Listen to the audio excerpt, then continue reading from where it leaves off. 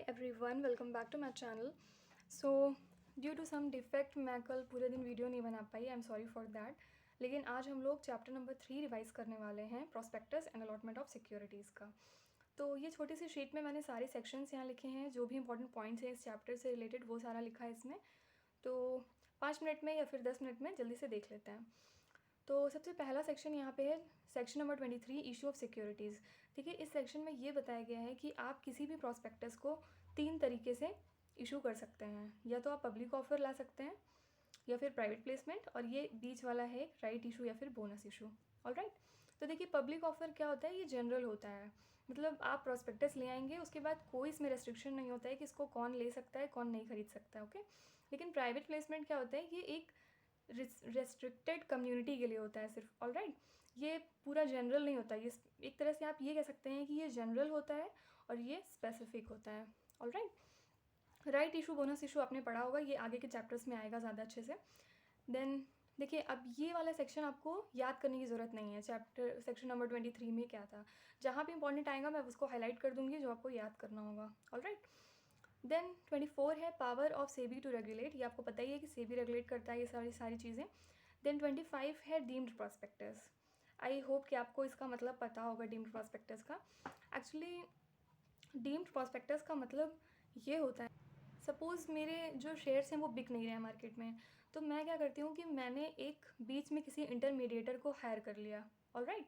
तो मैं हो गई मेन बॉडी, देन जिसको मैंने हायर किया है वो हो गया इशूइंग हाउस। अब वो फर्दर जो आगे चल के वो मेरे जो शेयर्स हैं वो मार्केट में बिकवाएगा। ऑलराइट। तो ये कॉन्सेप्ट होता है डीम्ड प्रॉस्पेक्टस का। तो ये इंपॉर्टेंट है, बस थोड़ा सा सेक्शन याद रखिएगा कि 25 है।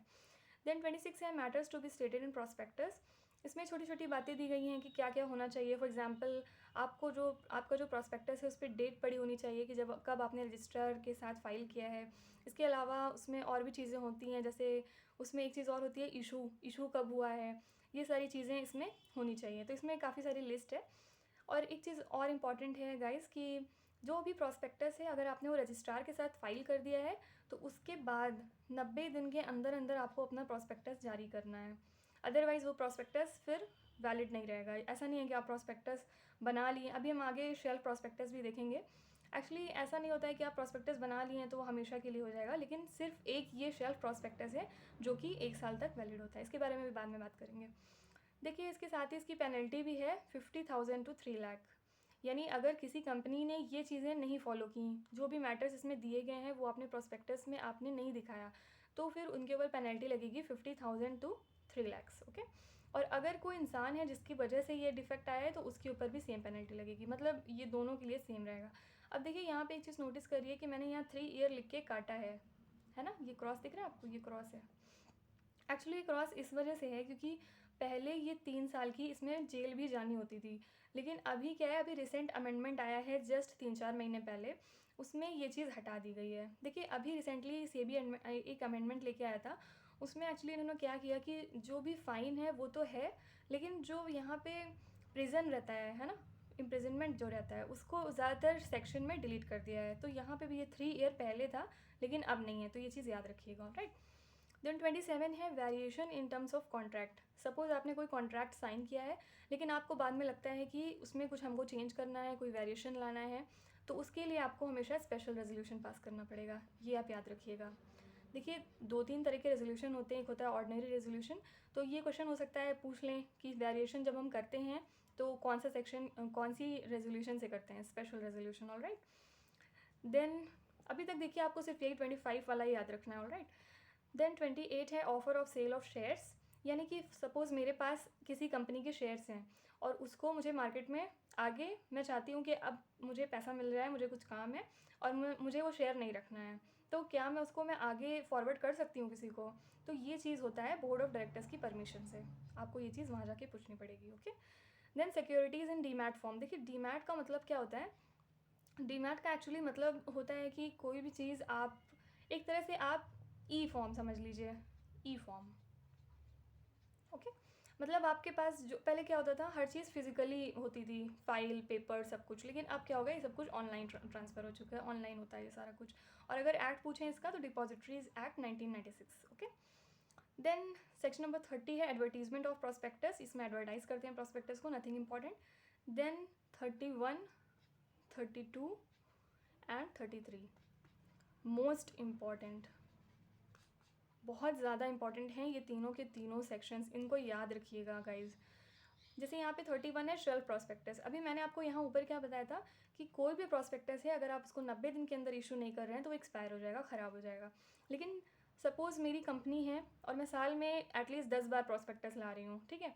तो अब क्या करेंगे, हर बार चलेंगे प्रॉस्पेक्टस बनाएंगे बैठ के, नहीं ना. तो अगर मुझे शुरुआत में ही पता है कि मुझे बहुत सारी बार प्रॉस्पेक्टस बनाने की ज़रूरत पड़ सकती है, तो क्यों ना मैं फिर शेल्फ प्रॉस्पेक्टस बना लूँ. एक्चुअली इसका फ़ायदा ये होता है कि सिर्फ आपको फिर एक ही बार ही बनवाना पड़ेगा. उसके बाद नेक्स्ट टाइम जैसे आपने सपोज़ जनवरी में बनवाया अपना प्रॉस्पेक्टस, ओके, फिर फरवरी में आप दोबारा अपना प्रॉस्पेक्टस अगर बना के लेकर आएंगे तो आपको सिर्फ शेल्फ प्रॉस्पेक्टस देना है, उसके साथ एक इन्फॉर्मेशन मेमोरेंडम लगाना है, दैट्स इट. ओके, ये चीज़ याद रखिएगा कि इन्फॉर्मेशन मेमोरेंडम पास 2 में आता है और ये चीज़ लगाना ज़रूरी है इसके साथ. इसकी जो ये पूछे हैं 1 ईयर, ये एकदम रट लीजिएगा, तुरंत रट लीजिए, ये आ सकता है क्योंकि आपके एग्ज़ाम में. देन 32 है red RHP, red herring prospectus. देखिए एक्चुअली इसमें होता क्या है कि सपोज़ मेरी कंपनी है, ओके, और मुझे अपना जो भी है शेयर वगैरह ये सब जो प्रॉस्पेक्टस है ये मुझे लाना है अप्रैल में. लेकिन सपोज़ मेरे ही टक्कर की कोई और कंपनी है जो फरवरी में अपना प्रॉस्पेक्टस ला रही है अपने शेयर्स बेचने के लिए.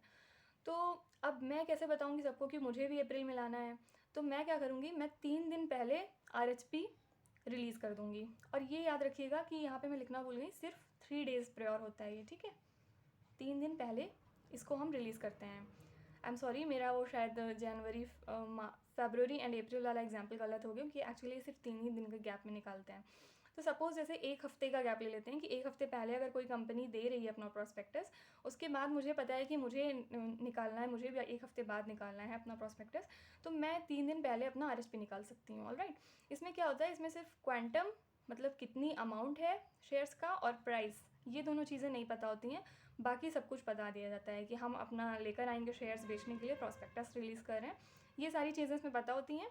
तो मेरे हिसाब से इसमें सिर्फ 3 चीज़ आपको याद रखनी है. एक तो सेक्शन नंबर, सेकेंड ये 3 दिन के लिए पहले निकाला जाता है, देन क्वांटम और प्राइस. इसमें क्या चीज़ नहीं होती है, quantum and price. Alright, then coming to section number 33 most important, average prospectus. देखिए एक्चुअली होता ये है कि प्रॉस्पेक्टस इतना बड़ा होता है, इतना वास्ट होता है, आई थिंक 400-500 पेज का होता है. तो मुझे तो नहीं लगता है कि नॉर्मल ह्यूमन बीइंग उसको पढ़ेगा बैठ के. तो एक्चुअली करते क्या है कि जो प्रॉस्पेक्टस आपका होता है उसके साथ हमेशा एक समरी प्रॉस्पेक्टस लगाया जाता है, जो छोटे से कम शब्दों में ब्रीफली ज़रा सी पन्नों में पूरा जो कंपनी का ब्यौरा है वो उसमें आ जाता है. ओके, और ये कंपनीज़ के लिए मस्ट होता है एवरेज प्रॉस्पेक्टस रिलीज़ करना साथ ही साथ. और अगर आप ऐसा नहीं करते हैं तो फिर आपके ऊपर पेनल्टी है 50,000 रुपये की. ओके, देन 34, या अब यहाँ से आपको सेक्शंस नहीं याद करने. ओके, 34 क्रिमिनल लाइबिलिटी, मतलब अगर किसी से मतलब कोई क्राइम करता है अगर, हमेशा याद रखिए कि जब भी कभी क्रिमिनल लाइबिलिटी या फिर सिविल लाइबिलिटी मतलब कुछ भी आपको क्रिमिनल टाइप का दिखेगा, हमेशा आप अप्लाई करेंगे सेक्शन 447. ऑलराइट, इसको मैं कभी डिटेल में आपको बता दूंगी सेक्शन 447 क्या होता है. लेकिन आप हमेशा याद रखिएगा कि अगर कहीं पे क्राइम हो रहा है, फ्रॉड हो रहा है, तो हमेशा 447 अप्लाई होगा. ऑलराइट, देन सिविल लाइबिलिटी है 35. मतलब सिविल लाइबिलिटी मतलब अगर किसी का नुकसान हुआ है जाने, मतलब अगर किसी से अनजाने में गलती हुई लेकिन उसका जो नुकसान ह्यूमन के ऊपर हो रहा है या फिर उसकी प्रॉपर्टी के ऊपर हो रहा है, तो उसकी भरपाई कौन करेगा, that is civil liability. Then inducing to invest punishment, same 447 यहाँ भी अप्लाई होगा. एक्शन बाय अफेक्टेड पर्सन, यानी अगर मेरे खिलाफ कुछ हुआ है या मुझे लगता है कि मैं चीटेड फील कर रही हूँ, तो मैं फिर कुछ कर सकती हूँ, मैं फिर अपना NCLT जा सकती हूँ या जो भी कर सकती हूँ, तो that comes under action by affected person. Then punishment for personation, यानी अगर मान लीजिए सपोज़ मेरे शेयर्स नहीं है लेकिन मैंने फ्रॉड करने की कोशिश की कि ये मेरे शेयर्स हैं, किसी के शेयर्स मतलब किसी के शेयर्स को पर्सोनेट कर लिया, नाम किसी और, शेयर किसी और के थे लेकिन नाम मैंने अपना लिख लिया, तो मेरे ऊपर ये फिर पनिशमेंट लगेगी. Alright, then section number 39 allotment of securities by company. इसमें एक्चुअली ये होता है कि कैसे अलॉट करते हैं, मतलब आपने एप्लीकेशन दे दी, फिर अलॉट कैसे करते हैं.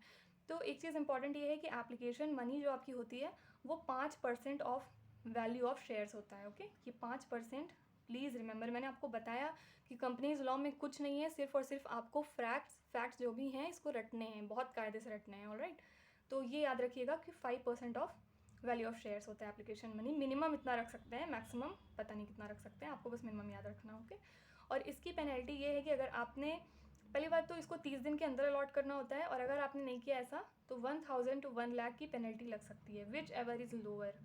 मैं आपको बार बार हाईलाइट कर रही हूँ कि देखिए इस पूरे कंपनीज लॉ में ये लोअर और हायर का बहुत जगह चक्कर है। एक जगह आप अभी कोरम पढ़ेंगे मीटिंग ऑफ डायरेक्टर्स में, उसमें वहाँ पे पढ़ेंगे कि अगर 1/3 ऑफ टोटल स्ट्रेंथ या फिर 2 directors, whichever is higher वहाँ पे है। तो ये हायर लोअर का प्लीज़ ध्यान रखिएगा थोड़ा, ठीक है। अभी नीचे ही यहाँ पे पेनल्टी में अभी मैं आपको आगे बताऊँगी। ये हो गया लोअर, ठीक है।